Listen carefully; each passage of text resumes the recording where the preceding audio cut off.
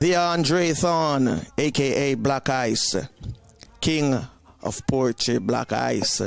Once in a lifetime, society is blessed with a rare spirit that brings forth cultural change, set new standard of greatness, and serve as sacrifice for future generations. Black Ice is one of the greatest spoken word entertainers of his generation. The Real Stuff Podcast. Welcome this morning, Black Ice. I am so happy to be here, my brother. I've been waiting for this moment for so long to be with my family. Peace and blessings, everyone. And I would say good morning. It is 8:25 here in Vegas. So good morning to everyone. Yes, I know you have to do your hard at work at the same time, you know? Yes. Can't make the pandemic stop you from moving around. No, you can't. You just got to put it in God's hands. Yeah, definitely. And be obedient to his will and do what he has created you to do. I'm glad to hear that. I just read just a short passage of your bio. So I want you to go ahead and tell everyone out there listening in podcast land, poetry land, who is Black Ice? Well, my name is DeAndre Hawthorne. I'm a Chicago native, south side of Chicago, Inglewood. Okay. And Shy down. Yes. And like anyone, we grew up in poverty, struggling to make ends meet. And my mom, who's a Jehovah's Witness, my father was a truck driver, and this is where I got my spirituality from, my mom. And my dad is where I got my grind and my never quit, my never die attitude. And early on, during my elementary years, grammar school years, I developed a love for writing and for poetry. Okay. And I used to take the books that my mom used to bring home from church, from the Kingdom Hall. And I used to write poetry about what I saw in the books. And eventually that developed into rap in 1985 when the movie Crush Groove came out.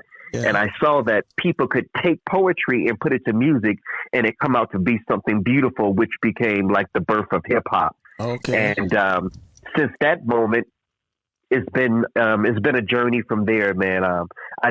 It's just been a blessed journey to be able to go from a poet who writes to a hip hop artist who performs to now today a spoken word artist, and to be considered as one of the kings and to be bestowed many accolades. And I thank God for everything that I have received. Good, man. Well said. Couldn't said any better. So what is going on now in Chi-Town? Chicago is a very interesting city. We are dealing with systemic racism like most of the inner cities in the United States are dealing with the police and the systemic racism here. But Chicago is also dealing with a black on black crime issue. We have so much gun violence in the city of Chicago, and this is why my organization, Poet, People of Extraordinary Talent, we do marches for peace in the city of Chicago. We do mentorship programs in the school system. We go to the prisons and juvenile detention centers and take our poetry ministry there as well. So we are making a difference in the best way we can, and to save one life. Even if we can save one life and change one young person from a life of crime and going in that negative direction, we have served our purpose here on this earth. Yeah, that's true. That's a good thing. And for catching the youths in schools and things like that, how most of them react to poems? Oh, they love it. Yeah. This is a way for them to express themselves, because not only do we do poetry, the way that I've developed the program is called the Breakthrough Program. Yeah. So you can't have a breakthrough unless you've been broken. And most of these children already have been broken, and they're looking for an outlet and a way to express themselves. So what we do first is the first day we go in and we share our hurt and our pain through poetry. And when they hear us, they say, man, I didn't know that I could talk about my life and what I've been through and put it in a poem and be able to express myself and talk to people that I normally wouldn't be able to talk to. And so then the next day, their homework assignment is to come back with the poem about their life. And then they start to open up. And once they open up and begin to release all the things that they've been holding inside of them, then we can come back and deposit some good spirituality and positivity inside of them. Okay, true. You already have won some Chicago Music Award, like maybe the 7th and thing like that. Have you won the IRAMA Award? Because IRAMA is also home for Chicago. It is, but unfortunately, they don't allow Chicago artists to qualify for the IRAMA Awards because it's for international artists outside of the United States. Okay. Yeah, so they never let us, be nominated for the IRAMA Awards. But I am happy. I never know that. Yes. But I am happy that some of our poet members from our organization were nominated this year, such as Rasta Kura, Richie Innocent, and Antonio Valera. And so I give big ups to them. They're doing wonderful and great things. And I am so proud of them to watch them and to see the change and the difference that they're making in this world through their art. Okay, good man, good. You're in Vegas now. And yes, I know. Yes. What is the scenery like now in Vegas? Is it busy as usual? Touring in Vegas is different than what it has been in the past. It has just opened up literally about 2 weeks ago. Okay. And so it's not as packed as it normally is, but you can see the movement, you can feel the energy, and Vegas never sleeps. So we were up to about 2 o'clock in the morning, which is 5 o'clock in the morning your time. Yeah. So we were up to about 5 o'clock in the morning this morning, just celebrating my birthday. And celebrating the birthday of some other people who are here in our party, and just living life, man, and thanking God for just another year. Well, you said today is the Earth Strong? April the 18th was my Earth Strong. Yes. Okay. So I just so happened to be born in National Poetry Month, because April is National Poetry Month here in the United States. All right, man. It's all right. Happy Earth Strong, man. Happy Earth Strong, and just keep going. Thank you. I know you have a lot of albums out there, like about 30 albums or more. Yes, I have 30 albums. I just released my 29th and 30th album. And it was so interesting. I never really planned on releasing 2 albums a month apart from one another. Exactly. That's what I want to know. How when I saw that in the bio, I said, this man is like a Taylor Swift. Right. But and you know what? I'm writing right now, working on 3 more albums.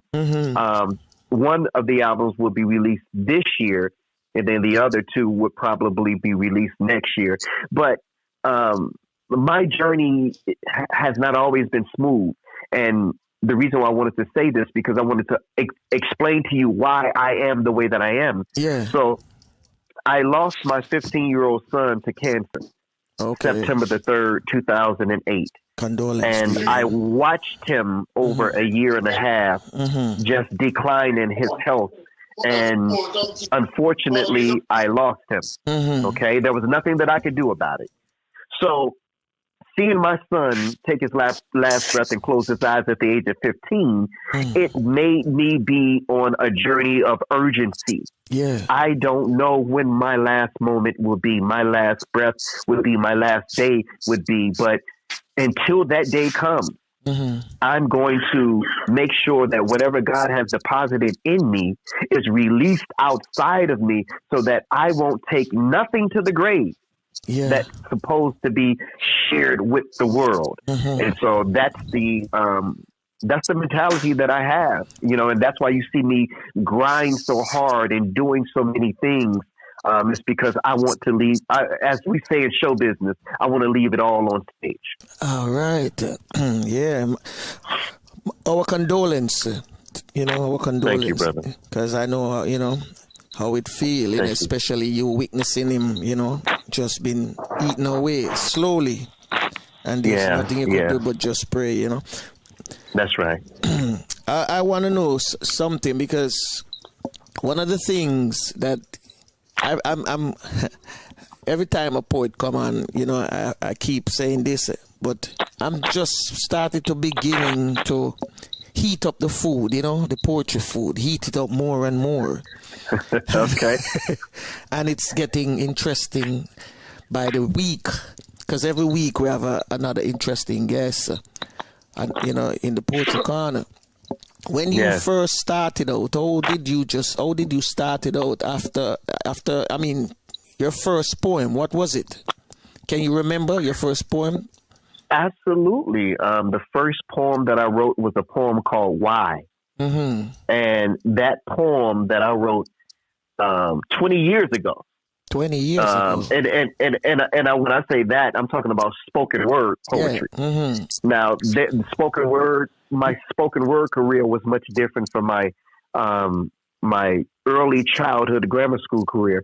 But when I'm talking about spoken word, the first poem that I ever wrote was Why, and it was talking about the political system, the government, the racism, and all the things that we're actually dealing with now. And the poem was such a great poem that I still recite the poem to this day with edits to it, just adding new names that are more relevant to today's time as opposed to where it was when I wrote it 20 years ago. Can you drop it for us this morning?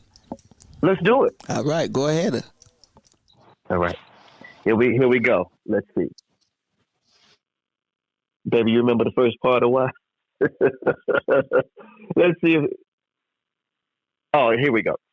I came here so you could talk to me. As a matter of fact, close your eyes, let our souls connect, and just take a spiritual walk with me. Because we got to ask ourselves some questions. These problems need solutions, so break out your pen and pad and take notes, because today, right here live, Blaq Ice is offering lessons. Tell me, why is it that freedom ain't free? And why is it that although our eyes are wide open, there's some things that we still can't see? See, y'all, this war is spiritual. And since words are spirits, I'm coming lyrical. It says, ignorance is the killer that's serial. This material is a blessing.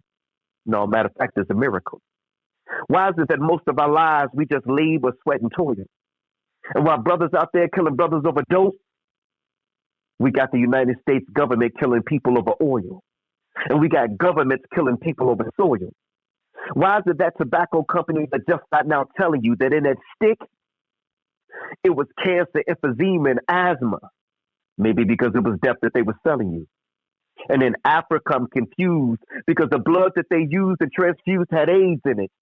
And I want to go to church and pray my sins away, but the same ones that's trying to dip me in water, they need to bathe in it. And I know what y'all saying, Blaq Ice. This is early in the morning, and I know what you said is a little bit too rough, and believe me, I truly understand. But when they start killing sisters in the police stations, then it's time for us to stand up and say something. Hashtag Sandra Bland. In my conclusion, let me tell y'all a story. See, one day truth and a lie went swimming together. And when lie saw truth in the water naked, lie went and put on truth's clothing and said bye. And now y'all know what we got? What we got is a naked truth, and he's trying to catch up with the well-dressed lie. But I want to thank y'all for inviting me on this morning, and there's only one thing left for me to say. Brothers and sisters, it's not a shame to be ignorant. It's just a goddamn shame to stay that way. That's that piece.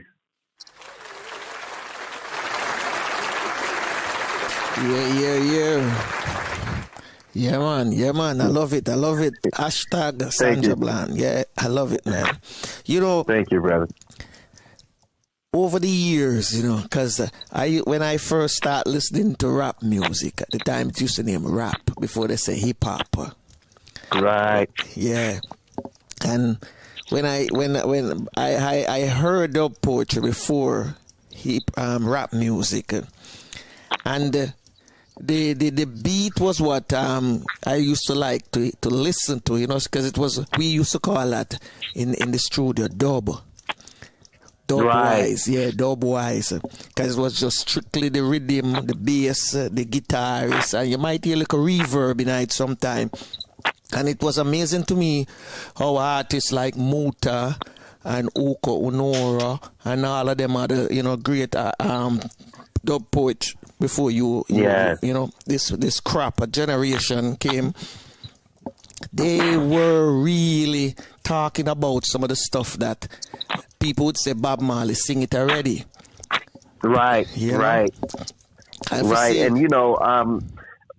when I would perform in Jamaica over the years, they would mention the term dub poetry. And I was like, well, what's dub poetry? They was like, well, what you're doing is like dub poetry. You just call it spoken word over there in the States. And so, I just got a chance to, witness some poets over there. And in my other home, Jamaica, Montego Bay, do some wonderful things over there as well. And in Kingston, right?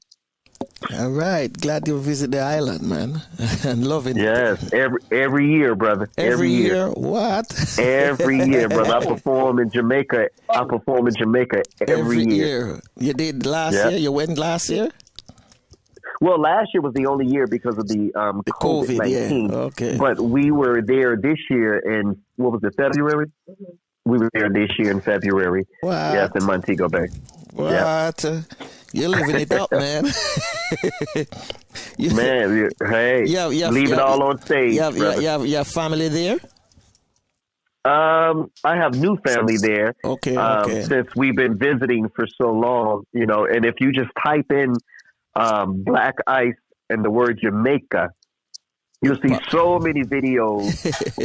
And just for those who are listening, the correct spelling of Blaq is BLAQ. Believe in the Lord, ask questions. BLAQ. Believe in the Lord, ask question. Okay. That's right. And there are other people who share the same name, Blaq Ice, but not too many people spell their name the way I spell mine. I wanted to kind of separate myself. But yeah, I love Jamaica, man. It's our second home. We got married there. My wife and I got married there. All right, congrats, man. Congrats. And I proposed now there. I see why you love it, man. Now I see why you love the place. It have to be something significant that keep pulling you back every year. That's why I asked if your family. He proposed here and he got married here. There. I mean, he proposed. Yeah, so you can't get better than that. That's right. Yeah. I wanted to share something with you all. Okay, go ahead. I wanted to share something with you all, and this is on my spirit right now. And there was a young lady that I performed this for yesterday. For those who are struggling and for those who are experiencing some kind of issues, whether it be health-wise or anything like that, I just wanted to encourage those of you who are out there watching and listening to this interview this evening. And I say again, I'm so honored to be here and I thank God, but I want to share a piece called The Elevator, if that's okay with you all. Yeah, man, it's your moment. It's your moment to shine. Yes. Okay, here we go. There's this elevator, right? It's full of people. Some family, some friends, some strangers. But you're all in the basement. See, the basement represents that brand new idea that was blessed to be manifested in your mind. But by the time you share your idea with the 10 people standing in the elevator next to you, some of them get off before the door even opens. Sort of like those so-called friends. The ones who you thought would be there through thick and thin down to the end didn't even make it to the first floor. The door closes. The elevator rises. Much to your surprise, you're making progress. The bell rings. You're at the first floor. The door opens, and guess what happens next? Those childhood friends, well, they got goals of their own. Time for you to be strong because you're going to lose some of these friends during this ride and feel alone. But as they walk out, a few more friends walk in. You started off with 10, and now you're down to 8. Now, one of the new friends who just walked in pressed floor 2. So you know what that means. The next time the elevator door opens, they'll be going too. But before they left, they introduced you to one of their friends who became your friend. Then y'all became close like kin. The door opens at floor 2. You lose a few, but one man walks in, and he becomes your boyfriend. And now we're down to 7. Now, only 4 out of the 7 are the original occupants that you begin with. In all, there are 2 strangers, one cousin, one friend, your mom, a new friend, and a boyfriend. Now, the elevator passes floor 3. Seems like life is finally looking up. But just as soon as you get comfortable, you're at the 4th floor and the door opens up. You're staring death right in the face. Quickly, you step back. He reaches in his arm and unexpectedly takes your mom. Everyone in the elevator consoles you. But this takes an emotional toll on you and your relationship. Everything you ever believed in or ever knew about is in doubt. You become so emotionally cold that right before the doors close, your boyfriend walks out. What's to expect by floor 5? Now, what just happened on the 4th floor was a game changer. But by the time floor 5 arrives, you will lose one of those strangers. But before he leaves, he whispers to you, "There's something that I hope that you see." She said, "What's that?" That God wants you to go through everything that you're going through in order for you to get to where he wants you to be. He leaves. 4 remains. Only 1 more floor to go. But between the 5th and the 6th floor, you notice something. The other stranger reaches around you and hits the stop button. Everything is frozen except you and him. He said, "Okay, I think it's time for us to talk. Now, I've been here since the beginning, and I've seen everything that happened, and not once did you ever acknowledge me. I even gave you words of comfort when you lost your mommy.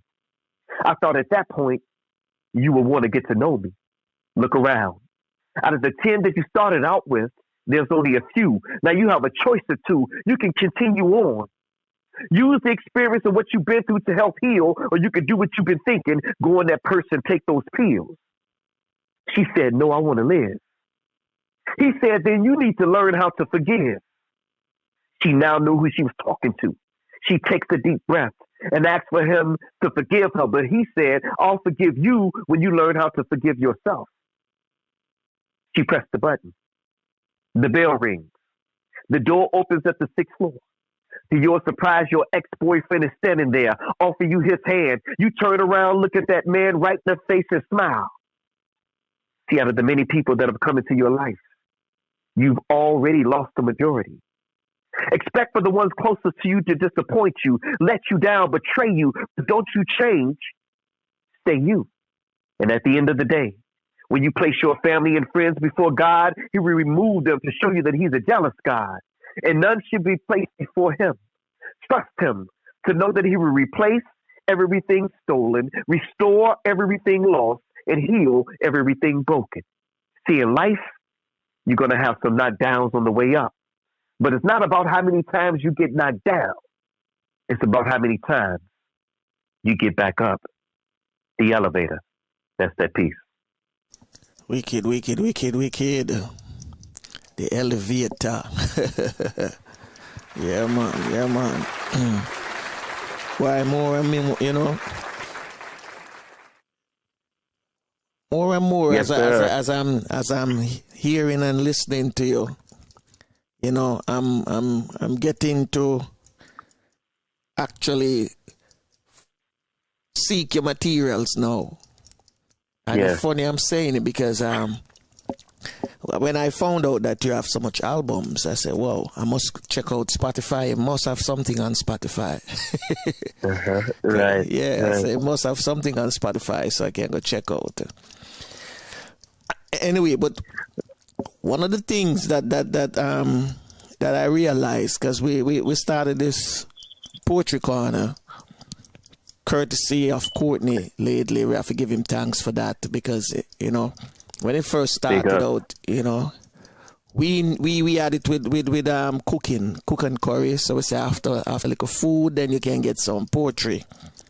Yeah. And it's been doing good for us so far. And interestingly, every week we find somebody who extend the bar higher and higher. Yeah. Extend the bar higher and higher, you know. And thank you, brother. I'm appreciative of that. Really, really appreciative of that, you know. Somebody in the chat room said them love the elevator. Thank you all so much. Francine says she loved the elevator. And Courtney. Francine, thank you, Francine. I really appreciate you. There are some poems that when you write it, you know that there's something special about it. And The Elevator was one poem that it was actually inspired by a young lady that I was talking to in our organization named Black Beauty. And she was just telling me her story and what she had went through. And as she was talking, something was kindled inside of me to begin to write that piece. And it came out the way you heard it. Okay.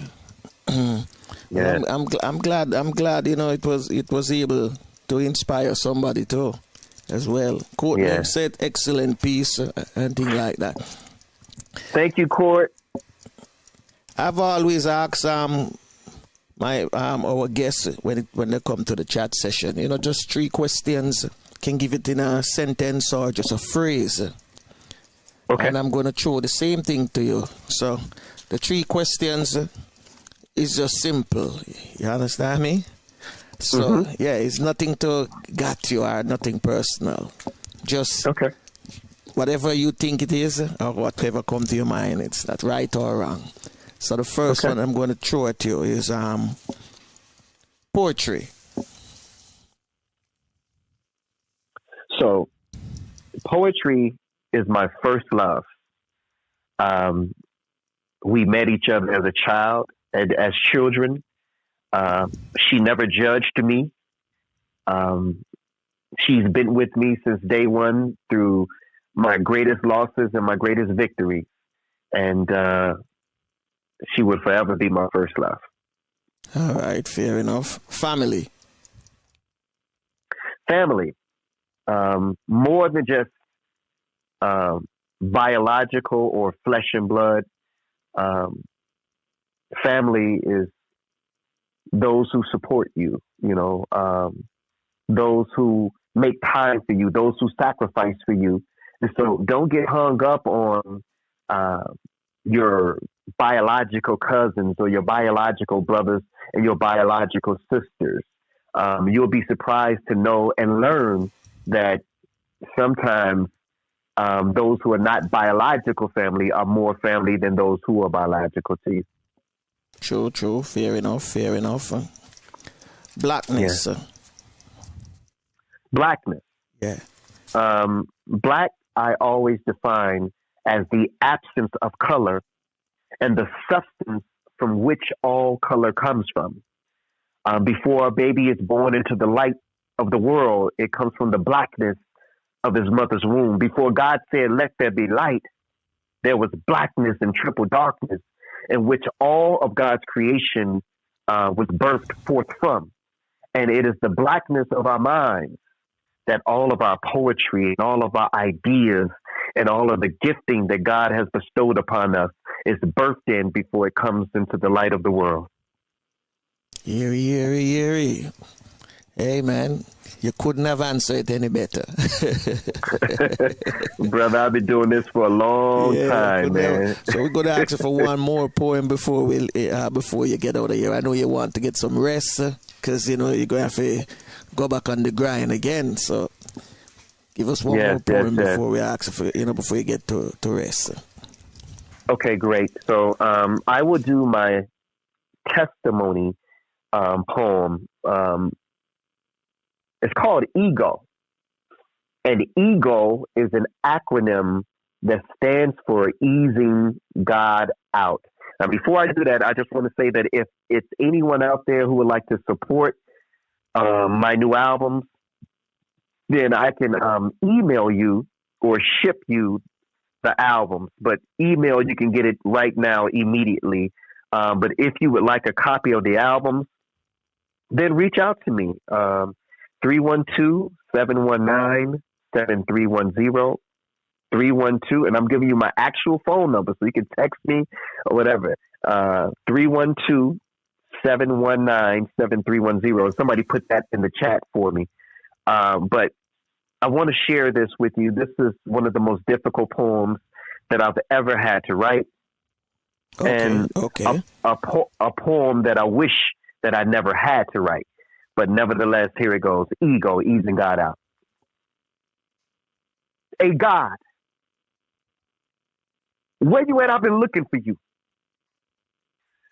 Seems like you've been avoiding me or something.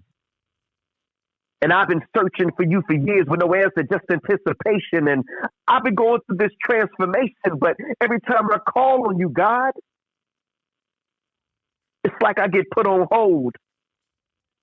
And they say that you hear all and that you see all, but seems like you ain't never available, God, when I call. See, family, I remember it was January 1991. I had just left Simeon High School's Martin Luther King ceremony speaking.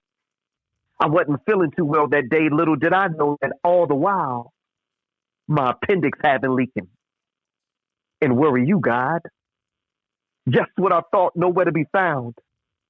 And if it wasn't for my son's mother convincing me to go to St. Bernard's Hospital that day, Blaq Ice wouldn't be here with you on this interview right now. And where were you at, God, that morning when I went to work and when I got to 123rd and Kedzie, right by the cemetery, this lady ran lights. The last thing I saw was headlights. A 3-car collision that almost took my life, but where were you, God? And where were you at, God, when my mother was stricken with cervical cancer? She's been going to the Kingdom Hall serving you since before I was born, and we both called on you and you still didn't answer. Come on, God, this is my mother. Tell me, is this how you treat all your sons and your daughters? And where were you at, God, that day my son died? I sat there at the University of Chicago and I watched him come back twice. You could have intervened. You could have saved his life, but where were you, God? And where were you at, God, when... Okay, my son, I've heard enough. Now I know that times for you have been rough, but son, where's your faith? Seems like you only seek my face when you need me, for I am a full-time God. My son, do you really believe in me? Well, if so, then you would know that I am the creator of the universe. All that you see from the highest heights of heaven to what you have discovered beneath the earth. See, I am the God of Abraham, Isaac, and Jacob. I am the God of Moses, Lot, and David. I am the one who made Solomon wise. I put Noah in the ark before the waters could rise. I gave Samson the strength to destroy the Philistines with no eyes. I am that smooth stone that David slung that smote Goliath in the head. The cracks that crumbled the walls of Jericho, the same one that rose Lazarus from the dead. I am the blood of the lamb of the doorpost that kept your children of Israel safe from harm. Even the staff at Moses' right arm, and I gave the power to split the Red Sea in half. Shall I go on? I said, please forgive me, Father. He said, no, son, I already have. But like Jonah, you've been running from your mission. I've been trying to reach you and speak to you for years, but your ego just wouldn't let you listen. When your appendix was spreading poison through your body, I was the voice that spake through your son's mother warning you. And do you remember what you promised me, my son? Yes, Lord, I do. I promise you that if you allow me to make it through, then I would turn my life over to you. But what did you do? You continued to play. So I spoke to you again in the form of a 3-car collision, but I allowed you to walk away that day. And have you ever asked yourself the question why the accident was by a gravesite?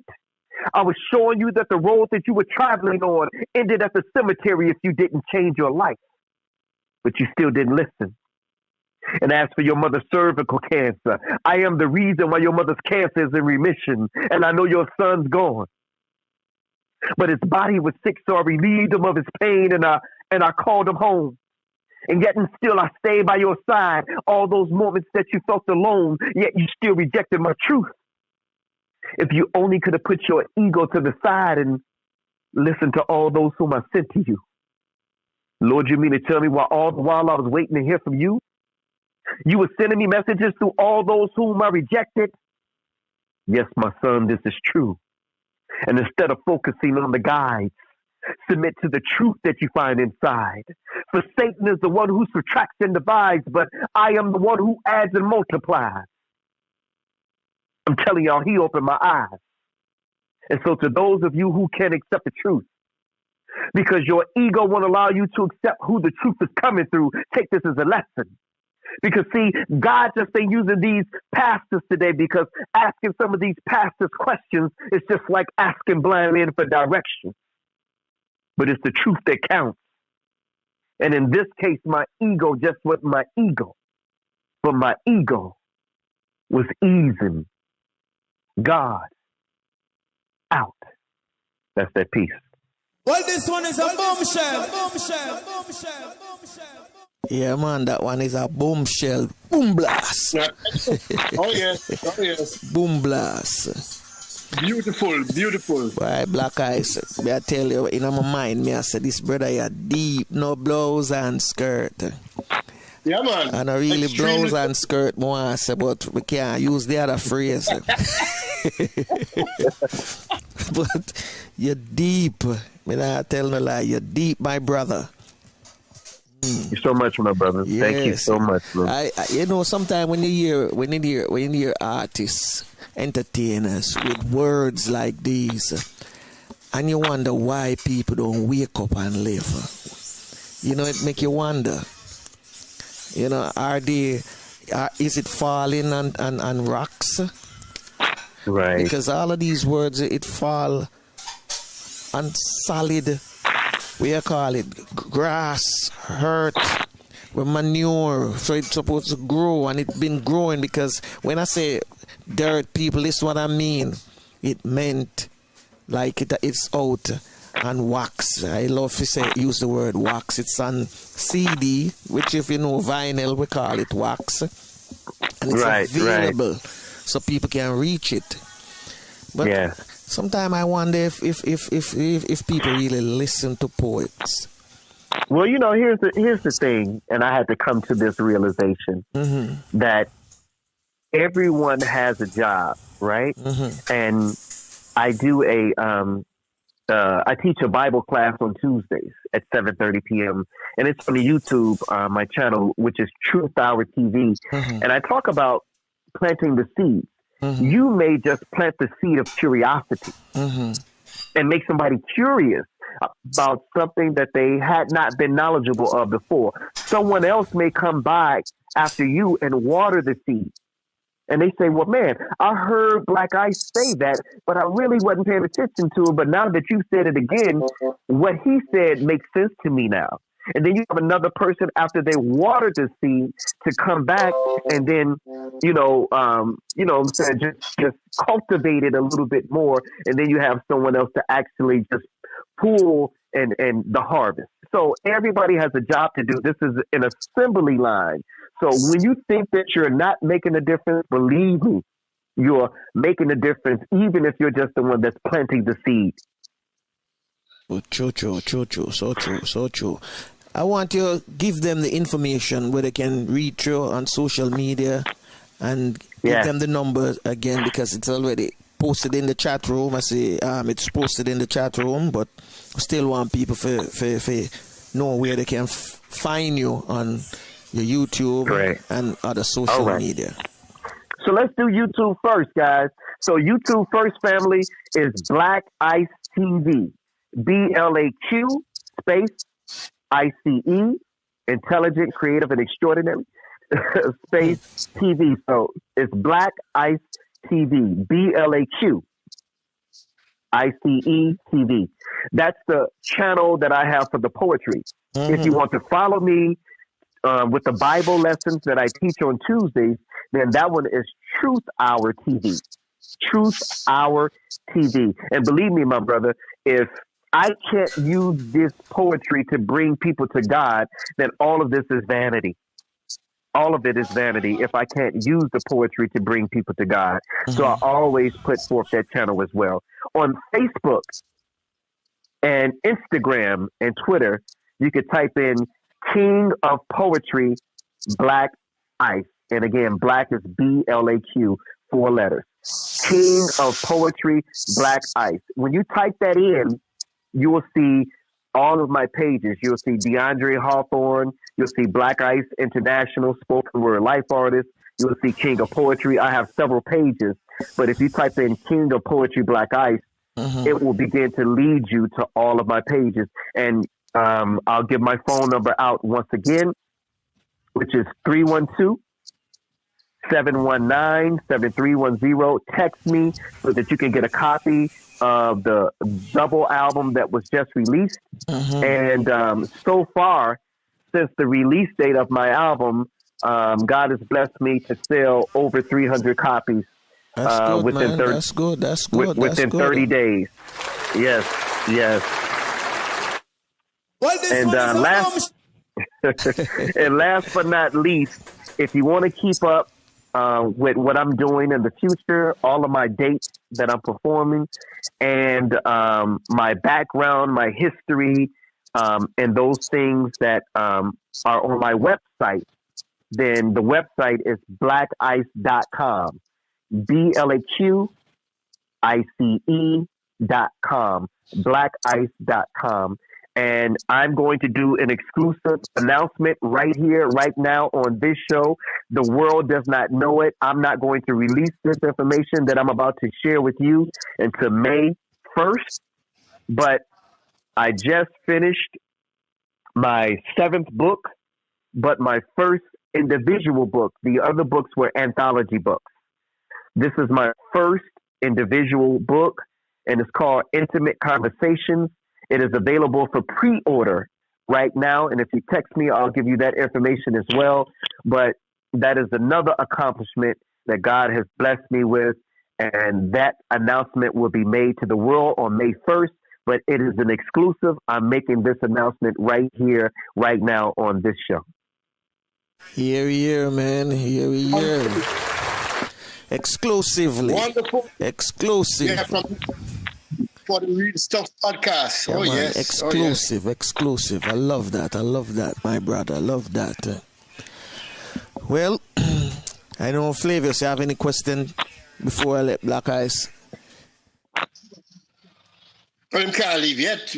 Yeah, man. I would love to hear a few more poems. Okay. You can get one more?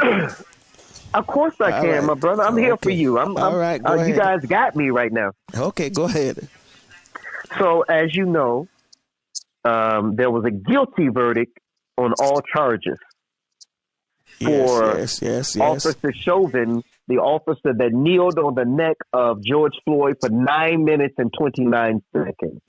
But we want you to know that over here in America, the so-called African Americans are actually Israelites that were taken over here in the early 1500s. We were kicked out of our land in 70 AD by the Romans. And you can research this history. When we were kicked out of our land, Israel, we fled into what is called Africa today. The original name of Africa is the land of Ham. And when the slave ships arrived in the early 1500s, they took us Israelites and they dropped us off in Jamaica. So your true history of the Jamaican people is you are our Israelite brothers and sisters. You were just dropped off first before we were dropped off in America. And so we are family. Those who were descendants of the transatlantic slave trade are Israelites, my brothers and sisters. Our identities were changed and we were hidden in the four corners of the earth. That being said, I want to share with you this piece that I wrote called Get Your Knee Off My Neck. And it's not just specifically to that officer, but it's specifically to the 400 years of oppression that we have experienced and all the governments and the worlds that we have gone to since the transatlantic slave trade. Here we go. I can't breathe. Get your knee off my neck. I can't breathe.